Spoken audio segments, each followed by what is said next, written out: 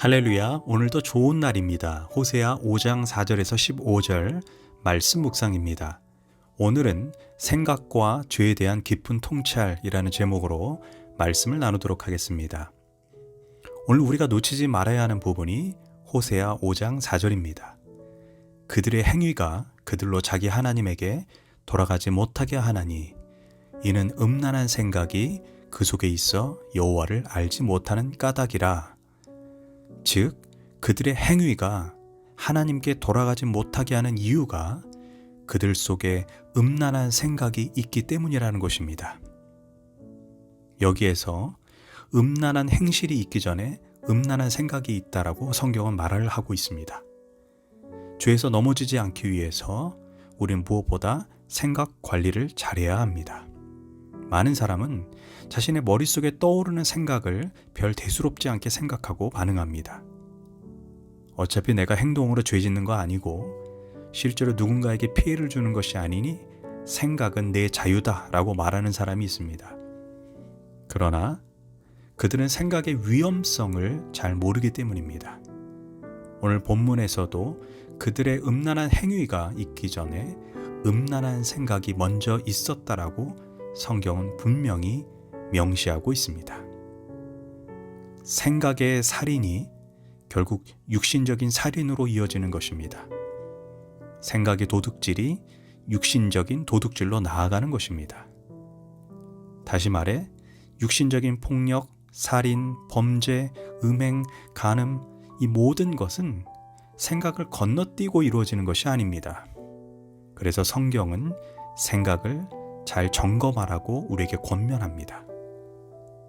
바울은 빌립보 4장에서 빌립보 교회의 두 일꾼들을 언급합니다. 내가 유오디아를 권하고 순두계를 권하노니 주 안에서 같은 생각을 품으라 라고 말합니다. 이들은 끊임없이 다투고 싸우고 미워함으로 교회가 엄청난 고통을 받고 있었습니다. 문제는 그들이 빌립보 교회에서 없어서는 안 되는 충성스러운 일꾼들이었다는 것입니다.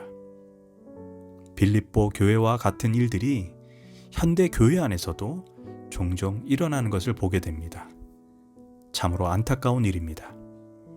그런데 바울은 그들의 다툼, 싸움, 갈등이 생각에서 시작되었다라고 명시하고 있습니다. 주 안에서 같은 생각을 품으라 하고 말합니다. 바울은 그들의 육신적인 싸움과 다툼의 근본 원인을 생각에서 시작되었다라고 말하고 있는 것입니다. 결국 그들이 눈에 보이지 않는 생각 관리 속에서 이미 실패했기 때문에 결국 육신적인 싸움으로 나아갔던 것입니다. 그러면서 바울은 그 다음 구절에서 믿는 자들이 해야 하는 생각에 대해서 말해주고 있습니다. 빌립보서 4장 8절 끝으로 형제들아 무엇에든지 참되며 무엇에든지 경건하며 무엇에든지 옳으며 무엇이든지 정결하며 무엇이든지 사랑받을 만하며 무엇이든지 칭찬받을 만하며 무슨 덕이 있든지 무슨 기름이 있든지 이것들을 생각하라고 말합니다. 우리의 생각을 이 생각 속에서 점검하라고 바울은 우리에게 이야기해주고 있는 것입니다. 그리고 이 생각들과 다르면 다 쳐내라고 충고하고 있는 것입니다. 이 시간 우리 스스로 질문해야 합니다. 내 생각을 어디에 두고 살아가고 계십니까? 내 생각이 요구하는 대로, 내 생각이 원하는 대로 내 육신이 움직이고 계시지는 않습니까? 문제는 내 생각이 성령의 생각이 아닌 육신의 생각으로 가득 차 있으면 여호와를 알지 못한다고 호세아는 말합니다. 4절에서 그들의 행위가 그들로 자기 하나님에게 돌아가지 못하게 하나니 이는 음란한 생각이 그 속에 있어 여호와를 알지 못하는 까닭이라. 즉 생각이 바르지 못하면 하나님을 인격적으로 만날 수 없다는 것입니다.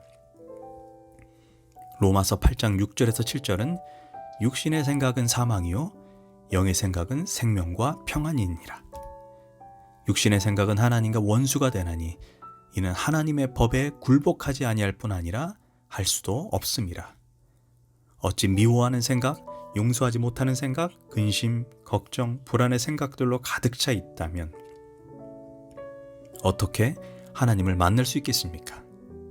그래서 평생 생각 관리를 잘하지 못하면 우리는 신앙의 여정에서 예배 드린다라고 예배 드렸고 봉사 드린다라고 봉사했지만 결국 하나님 없는 예배, 하나님 없는 봉사를 드리게 될 수 있다는 것입니다.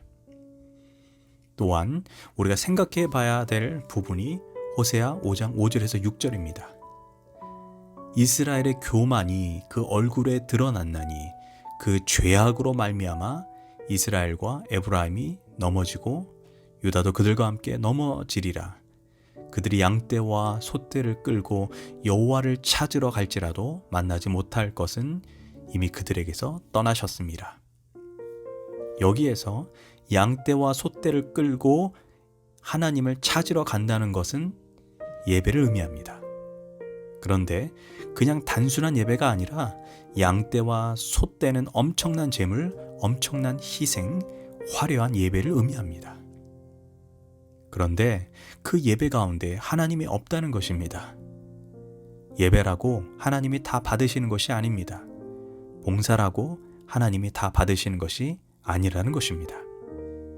그럼 그들의 예배를 하나님께서 거부하신 이유에 대해서 성경은 그들의 죄악 때문이라고 분명히 밝히고 있습니다. 특별히 우리가 생각해 봐야 될 부분이 이사야 1장입니다. 우리에게 예배에 대해서 많은 것을 생각하게 합니다. 하나님은 이스라엘 백성들에게 더 이상 나에게 수많은 재물을 가져오지 말라고 말씀하십니다. 또한 더 이상 분향도 하지 말고 절기도 지키지 말고 성회로도 안식일로도 모이지 말라고 말합니다. 이사야 1장 11절에서 14절은 너희의 무수한 재물이 내게 무엇이 유익하뇨? 헛된 재물을 다시 가져오지 말라.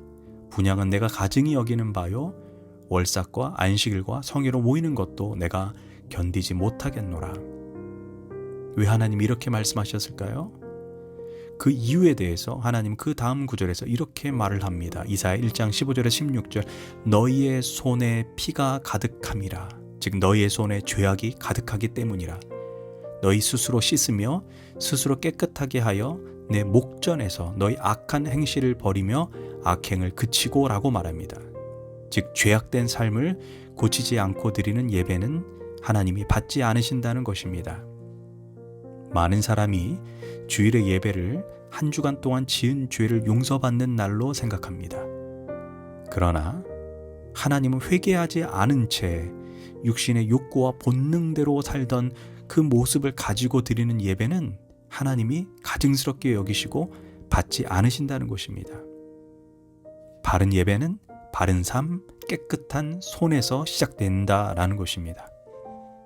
다시 말해 주일 예배는 월요일부터 토요일까지 평일의 삶을 어떻게 살았는가에 따라 바로 하나님이 그 예배를 받으시기도 하고 받지 않으신다라는 것입니다. 오늘 호세아는 우리에게 바르지 못한 생각과 회개되어지지 않는 죄는 결국 우리로 하여금 하나님 앞에 서지 못하게 한다는 것을 가르쳐 줍니다. 이 시간 내 생각과 나의 삶이 하나님 받으실 만한가를 곰곰이 생각하는 하루가 되기를 소망합니다. 기도하겠습니다. 하나님, 내 머릿속에 떠오르는 생각 속에 하나님이 주신 생각인지 마귀가 준 생각인지 잘 분별하여 영적 전쟁에서 승리하게 하시고 늘 하나님 앞에 드려지는 예배 이전에 삶을 회개하고 고치는 삶을 살게 하소서. 예수님의 이름으로 기도합니다. 아멘.